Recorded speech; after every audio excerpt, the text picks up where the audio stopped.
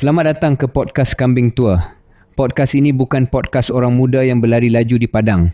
Ini podcast dua ekor kambing jantan tua yang sudah lama berdiri di atas bukit, tengok lembah, tengok manusia, tengok sejarah dan kadang-kadang menggeleng kepala sendiri. Dan saya di sini kambing tua yang cuba menjawab, walaupun kadang-kadang jawapannya hanya menambah soalan. Kalau kita lihat sejarah dunia, konflik sempadan boleh selesai dengan melakar garis baru. Konflik ekonomi boleh dirungkai dengan formula, tapi konflik kaum dan agama biasanya selesai hanya selepas terlalu ramai yang terkorban. Kerana realiti masyarakat tidak berubah secepat ideal yang kita harapkan. Politik sering bergerak mengikut struktur masyarakat, bukan mendahuluinya terlalu jauh. Tetapi Malaysia sudah lebih 60 tahun merdeka. Sampai bila politik mesti bersandar pada kaum?